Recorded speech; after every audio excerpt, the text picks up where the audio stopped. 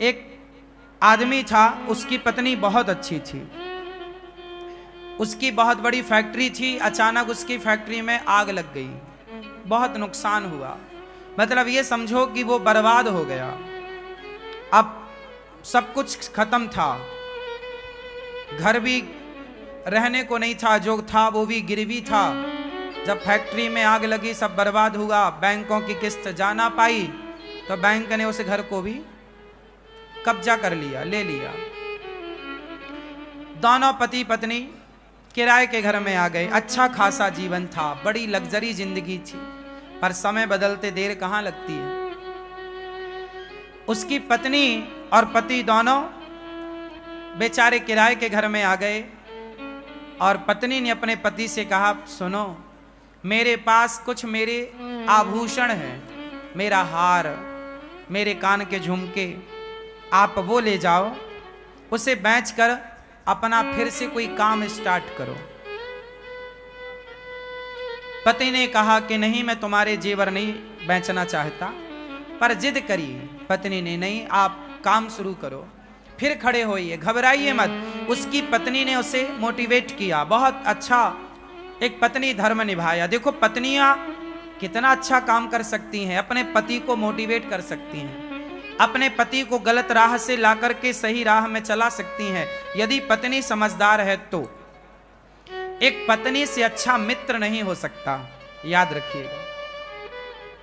पत्नी सबसे अच्छी क्या होती है? पति की मित्र होती है, दोस्त होती है। एक पति से अच्छा दोस्त नहीं हो सकता, एक पत्नी से अच्छा दोस्त नहीं हो सकता, एक पत्नी से अच्छा आपका शुभ चिंतक नहीं हो सकता। मां के बाद यदि आपका शुभ चिंतक कोई है तो आपकी पत्नी है। उस पत्नी ने, बेचारी ने अपने सारे आभूषण पति को दिए, जबकि पत्नियां अपने आभूषणों को बहुत प्यार करती हैं, वो अपने पति को भी हाथ नहीं लगाने देती आभूषणों में। लेकिन उस स्त्री ने अपने सारे आभूषण बेच दिए और पति को पैसा दिया कि ये लो आप पैसा, आप अपना काम स्टार्ट करो। उसके पति ने फिर जो फैक्ट्री में नुकसान हुआ, अब उसे फिर छोटे रूप से शुरू किया। अनुभव तो था ही काम का, छोटे रूप से स्टार्ट किया। करते करते करते वो बहुत बड़ा उद्योगपति हो गया। फिर करोड़ों की संपत्ति उसने जोड़ी, फिर बड़ा कारोबार, जितना नुकसान हुआ उससे कई गुना अब उसे प्रॉफिट हो गया। बहुत समय बीत गया। एक दिन उसने क्या देखा कि उसके जो स्टाफ है, काम करने वाले लोग, कार्यकर्ता, एक लड़की, एक सुंदर सी लड़की इंटरव्यू देने आई और वो इंटरव्यू दे करके पास हो गई। अब वो लड़की वहां पे उस फैक्ट्री के मालिक के आसपास वो लड़की रहने लग गई, काम करती। वो काम धाम तो कुछ करती नहीं, बस अपने उस फैक्ट्री के मालिक को घूरती रहती। वो आई ही थी एक अलग उद्देश्य से। आपको पता है आजकल मार्केट में इन चीजों से बचना चाहिए। आजकल लूटने का, आपको बर्बाद करने का षड्यंत्र बहुत बड़ा हो सकता है, आपकी समझ से परे हो सकता है। अब वो आदमी जो था फैक्ट्री का मालिक, जो बढ़िया कमा खा रहा था, खुश था, 100-200 लोगों की दाल रोटी उसकी फैक्ट्री से चल रही थी, सब चल रहा था ठीक। तभी वो लड़की उसके यहाँ काम में आई और बस बहुत सुंदर तो थी ही वो दिन भर उसी को देखती। और पुरुष, वो आदमी भी उसमें धीरे धीरे आकर्षित होने लगा। एक दिन ऐसा आया, दोनों कॉफी में चले गए, अर्थात कॉफी पी रहे हैं, साथ में चाय पी रहे हैं, साथ में रहने लग गए। ऐसा करते करते वो लड़की इतने करीब आ गई उस फैक्ट्री के मालिक के उस लड़की ने कहा कि अब अपन शादी कर लेते हैं। दोनों में बड़ा, आज की भाषा में प्यार व्यार हो गया, इलू इलू हो गया दोनों का। दोनों साथ में रहने लग गए। उसके पति ने, मतलब वो फैक्ट्री के मालिक ने बोला कि मैं तुमसे शादी नहीं कर सकता क्योंकि मेरी पत्नी ऑलरेडी है, मैं शादीशुदा हूं। उसने कहा कोई फर्क नहीं पड़ता, तुम अपनी पत्नी को तलाक दे दो।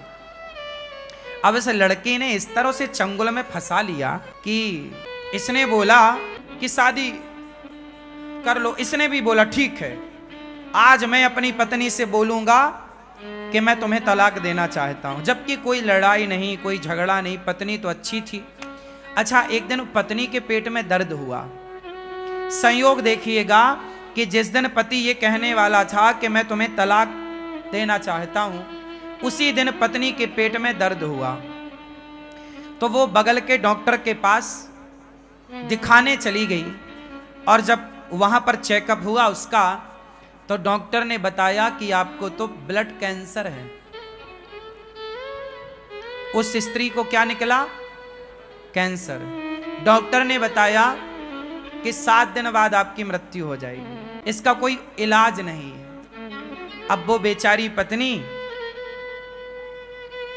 उसका एक छोटा बच्चा भी था, वो घर आई। अब सोचिए, जैसे ये पता लग जाए कि मुझे 7 दिन में मरना है, वो बेचारी अब पति का इंतजार कर रही थी कि आज पति आए और मैं बताऊं कि अब मैं 7 दिन की हूं, आप अपने लिए कोई एक नया जीवन साथी ढूंढ लीजिएगा।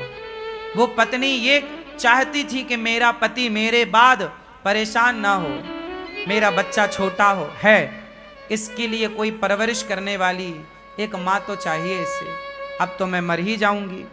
वो बेचारी अपने पति का इंतजार कर रही थी कि तभी पति आया गुस्से में, और चूंकि उस पति को तो उसने पाठ पढ़ा ही रखा था कि तुम्हें आज ये बोलना है कि तलाक देना चाहता हूं। पति आया। रोज तो अपना जूता जब उतारता था तो पत्नी आती थी, पत्नी अपने हाथ से उसके जूते मोजे उतारती, अपने हाथ से पानी देती, उसका बैग लेती। रोज की तरह पत्नी आई, पर आज उसने गुस्से में अलग जाकर बैठ गए और बोला, सुनो, अब हम तुम्हें तलाक देना चाहते हैं। पत्नी कुछ कहना चाहती थी कि मुझे कैंसर है, मैं मरने वाली हूं। तभी पति ने कह दिया कि मैं तुम्हें तलाक देना चाहता हूं। पत्नी ने बहुत समझदारी का परिचय दिया, और पत्नी ने पति से अपना हाल कुछ भी नहीं कहा। अब वो चिड़चिड़ाने लग गया, गुस्से में आ गया, क्योंकि उसका मन कहीं और लग चुका था। पत्नी ने कुछ जवाब नहीं दिया। पत्नी ने कहा, अच्छा ठीक है, आप मेरे से तलाक लेना चाहते हैं? हाँ, मैं 7 दिन बाद आपको तलाक दूंगी। मैं आपको 7 दिन बाद तलाक दूंगी, परंतु आप मुझे इन 7 दिनों में जैसे पहले प्रेम करते थे उसी प्यार से आप मुझे 7 दिन रखेंगे। 7 दिन बाद मैं आपको तलाक दूंगी।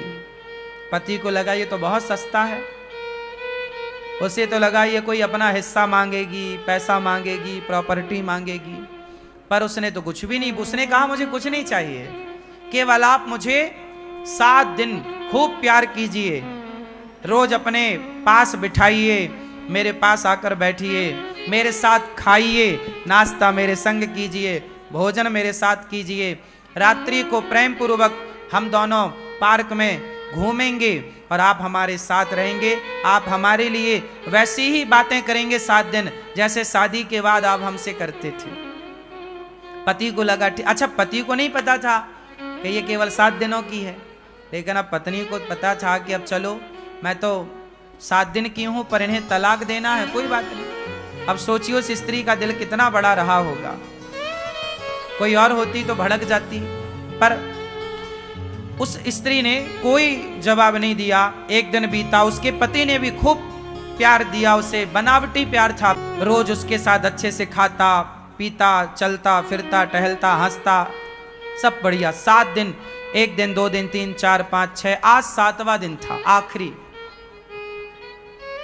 आज पत्नी ने अपने पति की आरती उतारी, उसके माथे पर तिलक किया, और आज उसे उसके काम के लिए भेजा जहां वो फैक्ट्री रोज जाता था। और जब उसका पति आज घर से गया ना, तो उसके मन में विचार आया कि मेरी पत्नी देखो मेरे से कितना प्यार करती है। मैंने कहा कि मुझे तलाक चाहिए, तो उसने मेरे खातिर कि यदि मैं खुश हूं तो मेरी खुशी के लिए वो तलाक भी देने को तैयार हो गई। अब बताइए इससे बड़ा प्रेम क्या होगा। यदि पति तलाक चाहता है तो पति की प्रसन्नता के लिए वो तलाक देने को तैयार है।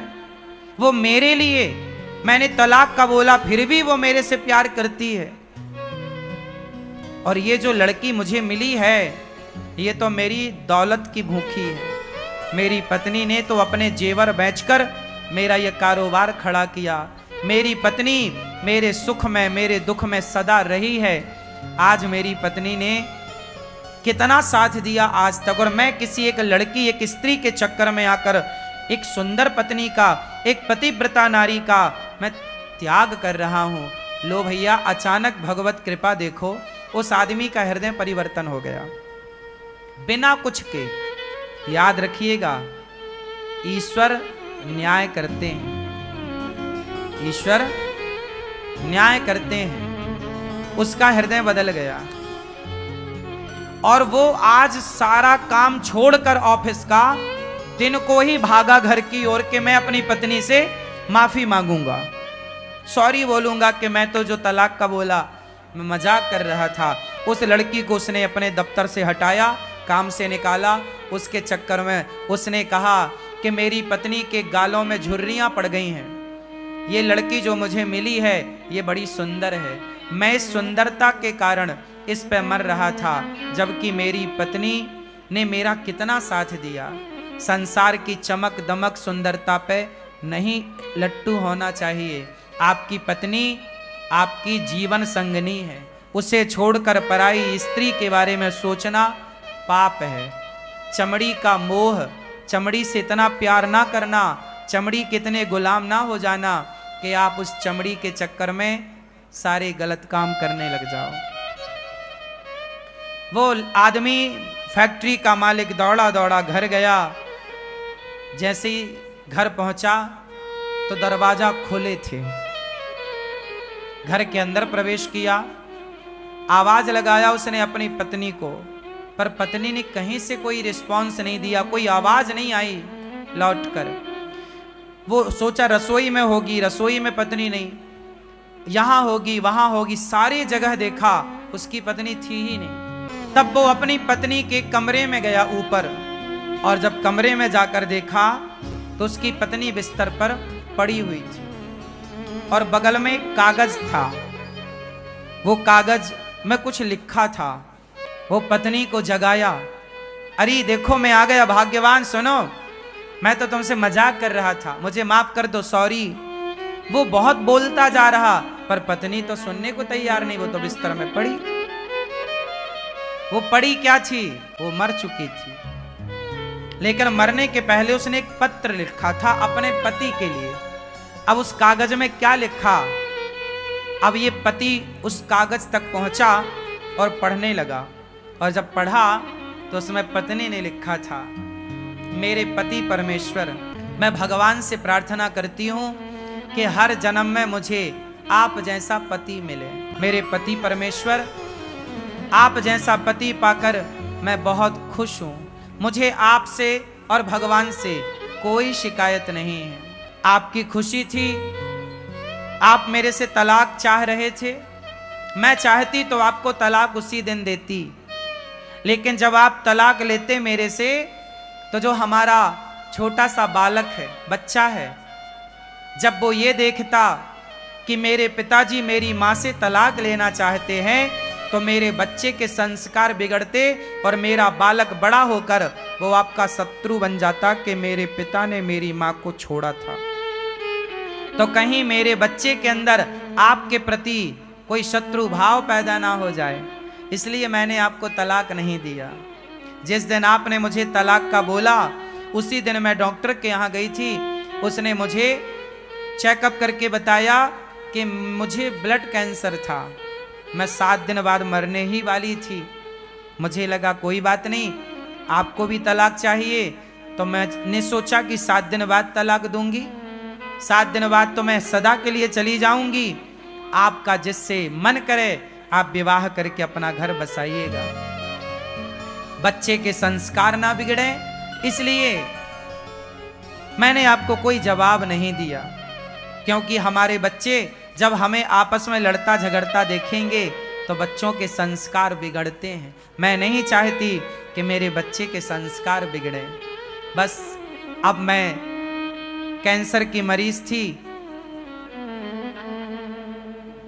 7 दिन पूरे हो गए, मैं जा रही हूं, अब आप अपना घर बसाइएगा, आप खुश रहिएगा, ऐसा लिखकर वो बेचारी सदा सदा के लिए चली गई। अब इसका पति ये पत्र पढ़ करके जो रोना शुरू किया, हे भगवान मेरे से कितनी बड़ी गलती हो गई, मेरी पत्नी मरने की स्थिति में थी और मैं उसका साथ ना दे सका। अच्छा इलाज कराता, अच्छे जगह दिखाता, शायद मेरी पत्नी बच जाती, कोई बढ़िया डॉक्टर को मैं चुनता, शायद बच जाती। लेकिन वो पराई स्त्री के चक्कर में फंसकर अपनी एक सुंदर पतिव्रता नारी को अंत में बड़ा दुख दिया। अब कोई पत्नी को यह पता चले कि मेरा पति मुझे तलाक देना चाहता है, और वो भी अंत समय में, उस पत्नी को खुशी तो हो ही ना होगी। वो बेचारी चल बसी। कहा था उसने बच्चे को आप अच्छे संस्कार दीजिएगा।